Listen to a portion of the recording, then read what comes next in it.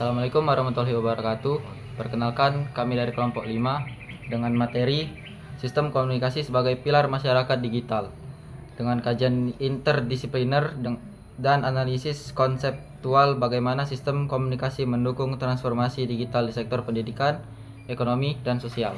Sebelumnya, kami akan memperkenalkan diri. Perkenalkan, nama saya Randa Putra Pasah dengan NIM 13 2024 115 dan rekan saya Bayu Rido dengan NIM 13 2024 031 dan dengan Sulaiman Alfaris dengan NIM 13 2024 108. materi mengenai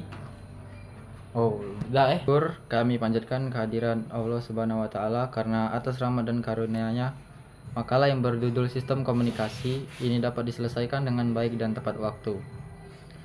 Makalah ini disusun sebagai salah satu tugas mata kuliah Sistem Komunikasi dengan tujuan untuk memahami secara lebih mendalam mengenai materi dasar sistem komunikasi, unsur-unsurnya, jenis komunikasi, hingga model-model komunikasi yang digunakan dalam kehidupan sehari-hari.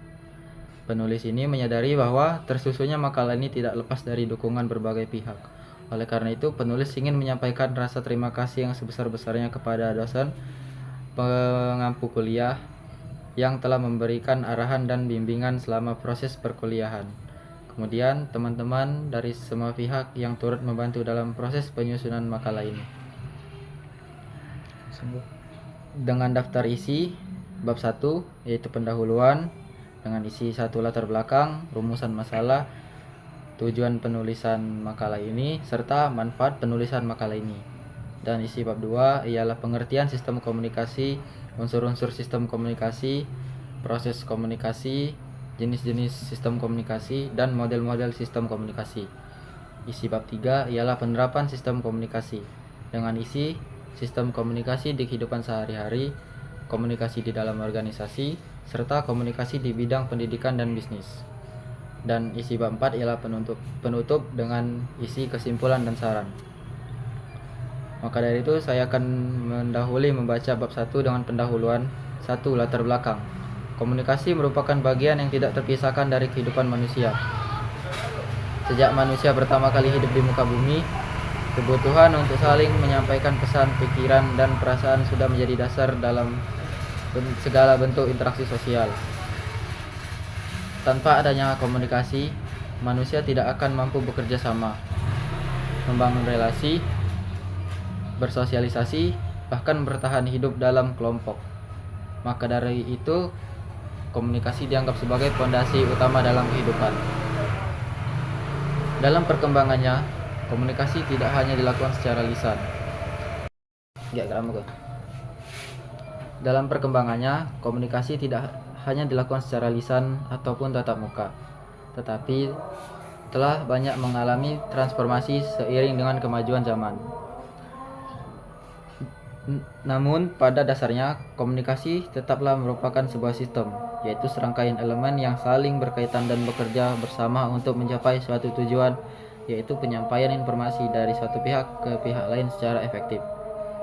Sistem komunikasi mencakup berbagai komponen penting seperti pengirim yaitu komunikator, pesan media atau saluran, penerima yaitu komunikan, dan umpan balik.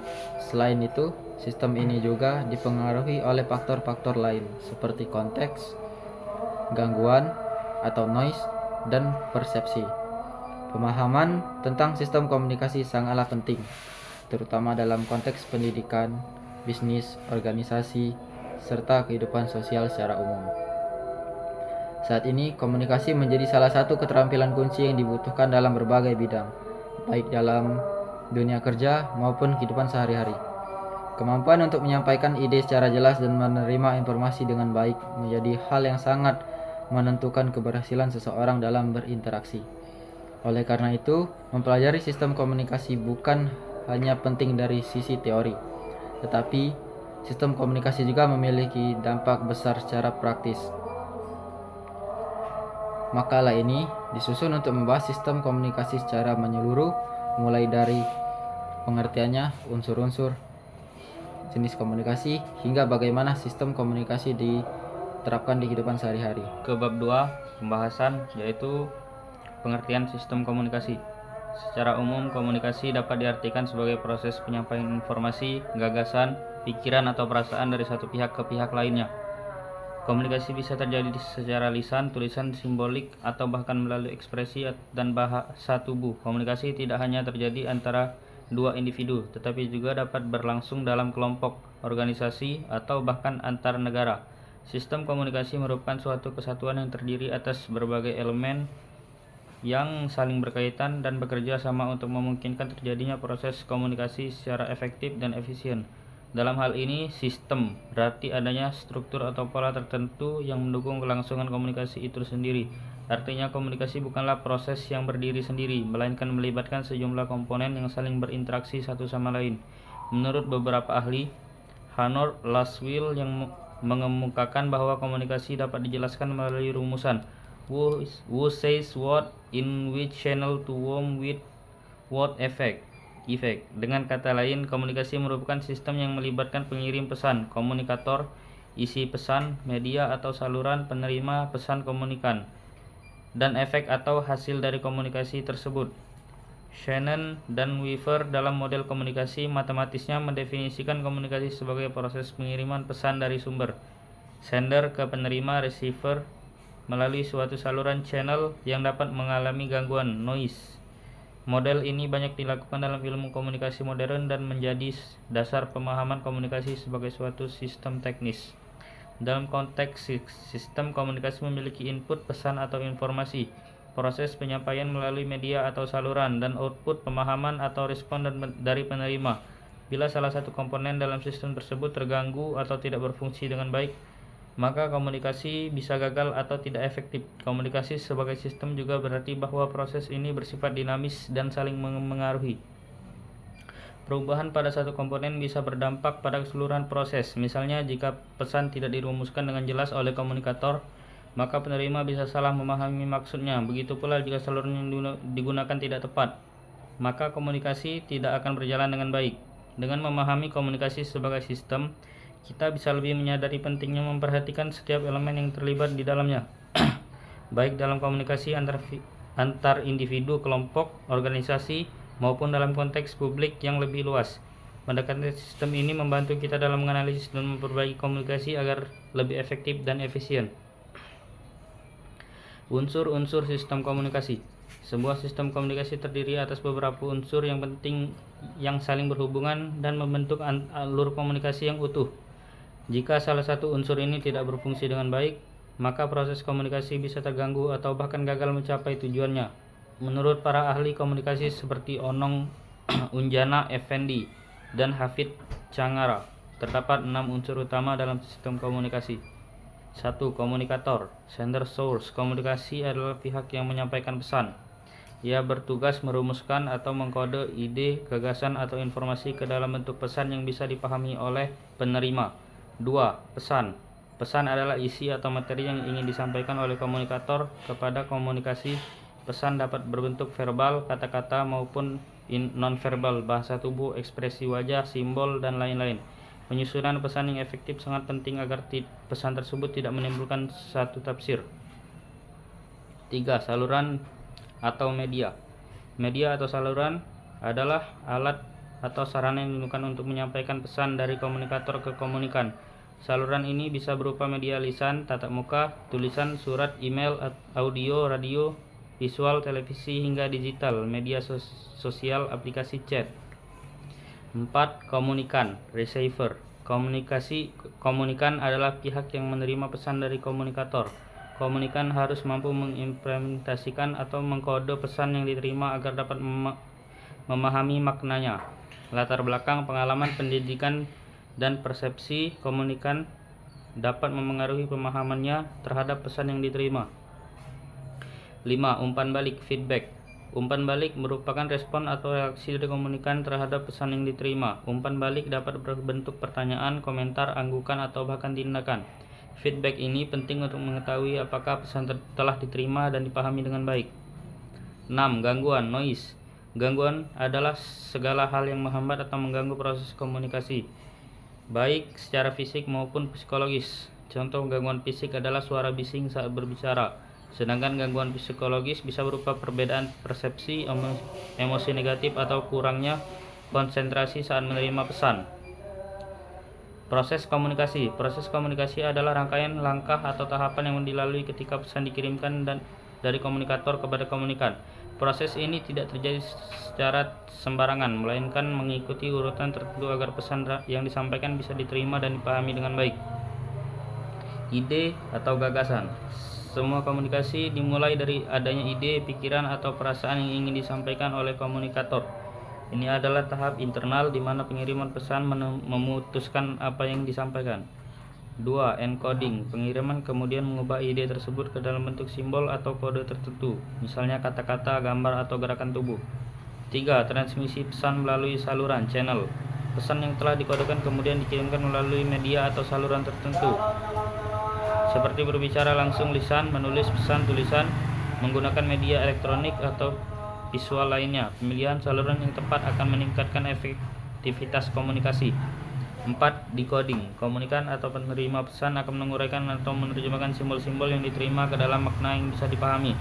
Ini disebut decoding. Pemahaman pesan sangat bergantung pada latar belakang, pengalaman, dan pengetahuan penerima. 5. Penerimaan dan interpretasi. Feedback, umpan balik. 7. Gangguan noise.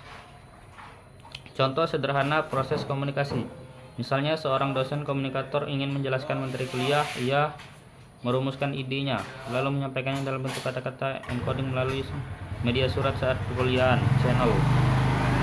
Jenis-jenis komunikasi. Dalam ilmu komunikasi terdapat berbagai cara untuk melafikasikan jenis-jenis komunikasi. Pengelompokan ini bertujuan untuk mempermudah pemahaman terhadap proses komunikasi berdasarkan konteks, media, dan arah pesan. 1. Berdasarkan jumlah pelaku. Jenis komunikasi ini dibedakan berdasarkan jumlah orang yang terlibat dalam proses komunikasi. Komunikasi intrapersonal dan komunikasi interpersonal. Komunikasi kelompok dan komunikasi publik. Komunikasi massa. 2. Berdasarkan saluran atau media. Komunikasi juga dapat dibedakan berdasarkan media atau saluran yang digunakan. Komunikasi nonverbal dan komunikasi digital. 3. Berdasarkan arah aliran informasi. Komunikasi satu arah, one way communication. Komunikasi hanya mengalir dari komunikator ke komunikan tanpa adanya umpan balik langsung. Komunikasi dua arah. Terdapat interaksi dan umpan balik antara pengirim dan penerima pesan. Komunikasi multi arah. Informasi mengalir dari banyak pihak secara bersamaan dan dinamis. Adapun komunikasi dalam kehidupan sehari-hari, yaitu 1. Dalam keluarga, 2. Dalam lingkungan sosial, 3. Dalam dunia pendidikan, 4. Dalam dunia kerja, 5. Dalam kehidupan digital. Saya akan melanjutkan bab 3, penerapan sistem komunikasi. 3.1 Sistem komunikasi di kehidupan sehari-hari. Sistem komunikasi tidak hanya terbatas pada ruang-ruang format seperti perusahaan atau induksi, tetapi juga hadir secara yang dalam kehidupan sehari-hari. Komunikasi antar anggota keluarga, bercakap dengan teman, hingga integrasi di media sosial merupakan bagian dari sistem komunikasi yang berjalan secara dinamis.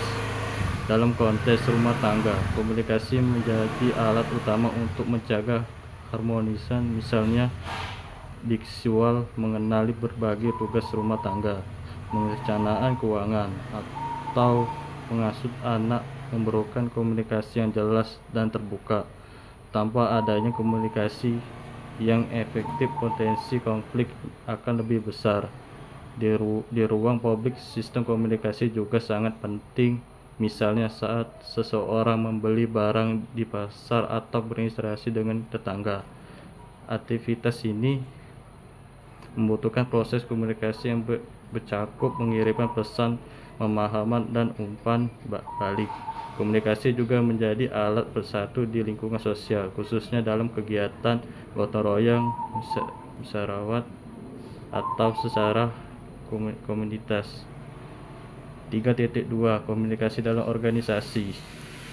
Dalam organisasi, baik pemerintah maupun swasta, sistem komunikasi berperan sebagai fondasi yang utama untuk mendukung kegiatan operasional. Komunikasi yang efektif memastikan informasi yang dibutuhkan dapat tersampaikan ke seluruh lapisan organisasi secara tepat, jelas, dan akurat. Komunikasi organisasi terdiri dari komunikasi vertikal, atasan ke bawah, atau sebaliknya. Di bidang pendidikan dan bisnis pendidikan, sistem komunikasi menjadi kunci dalam proses belajar mengajar. Guru atau dosen bertindak sebagai komunikator, menyampaikan materi kepada siswa atau mahasiswa melalui berbagai media, bisa tulis maupun visual. Di sisi lain, peserta didik juga diharapkan aktif memberikan umpan balik berupa pertanyaan, diskusi, atau tanggapan. Dalam belajar modern, teknologi komunikasi menjadi jembatan yang sangat penting.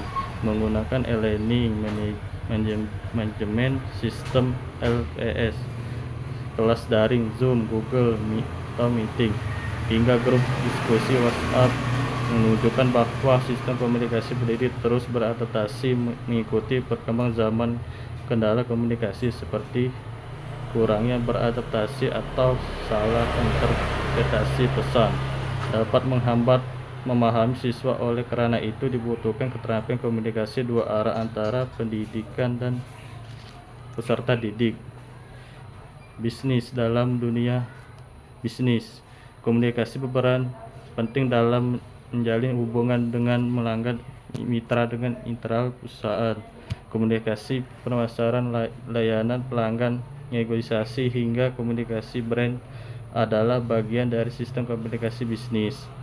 Sebuah perusahaan yang memiliki sistem komunikasi yang baik akan lebih mampu memahami kebutuhan pasar, merespon kebutuhan pelanggan dengan cepat, serta membangun citra merek yang kuat. Dengan isi penutup, yaitu kesimpulan dan saran. 1. Kesimpulan. Kesimpulan yang kami dapat dari materi mengenai sistem komunikasi ialah sistem komunikasi merupakan bagian esensial dalam kehidupan manusia, baik dalam konteks pribadi, sosial, maupun profesional. Komunikasi tidak hanya berfungsi sebagai alat tukar informasi, tetapi juga menjadi fondasi utama dalam membangun hubungan serta menciptakan kerjasama dan menjaga keharmonisan dalam berbagai lingkungan. Dari pembahasan yang telah disampaikan sebelumnya, dapat kami simpulkan bahwa 1. Komunikasi adalah proses kompleks yang melibatkan pengirim pesan, media, penerima, serta umpan balik. Unsur-unsur ini membentuk satu kesatuan sistem yang memungkinkan terjadinya interaksi antar individu ataupun antar kelompok. 2. Jenis dan bentuk komunikasi sangat beragam, mulai dari komunikasi verbal, nonverbal, lisan, tulisan, hingga komunikasi berbasis teknologi. Masing-masing memiliki fungsi dan efektivitas yang berbeda tergantung pada konteksnya. 3. Pengembangan teknologi telah mentransformasi dalam sistem komunikasi secara signifikan, memungkinkan komunikasi berlangsung lebih cepat, luas, dan fleksibel. Meski demikian, pengguna teknologi juga menghadirkan tantangan baru seperti misinformasi dan etika dalam digital. Penerapan sistem komunikasi terlihat nyata di berbagai bidang, termasuk dalam kehidupan sehari-hari, organisasi, pendidikan, dan bisnis. Komunikasi yang efektif terbukti mampu meningkatkan kualitas interaksi, produktivitas, serta pencapaian tujuan bersama. Selanjutnya ialah saran. Berdasarkan kesimpulan di atas, penulis memberikan beberapa saran sebagai berikut. 1. Meningkatkan kemampuan komunikasi pribadi, baik secara verbal maupun non-verbal, melalui latihan aktif seperti berbicara di depan umum, berdiskusi, atau menulis secara teratur. 2. Memanfaatkan teknologi secara bijak, khususnya dalam komunikasi digital. Pemahaman etika berkomunikasi di media sosial, menjaga komunikasi, serta menghindari penyebaran informasi yang belum terverifikasi benar. 3. Membangun budaya komunikasi terbuka dan sehat, baik di lingkungan keluarga, sekolah, tempat kerja, maupun masyarakat. Hal ini dapat dilakukan dengan mendengarkan secara aktif, menghargai perbedaan pendapat, serta menyampaikan pesan dengan cara yang tepat. 4. Mengintegrasikan literasi komunikasi dalam pendidikan, agar generasi muda tidak hanya cakap dalam penyampaian pesan, tetapi juga menganalisis, menyaring, dan memahami informasi yang diterima. Melalui penerapan sistem komunikasi yang baik, diharapkan masyarakat dapat menciptakan lingkungan sosial yang lebih harmonis, produktif, dan adaptif dalam perkembangan zaman. Sekian presentasi dari kelompok kami. Bila ada salah kami mohon maaf. Kami akhiri. Wassalamualaikum warahmatullahi wabarakatuh.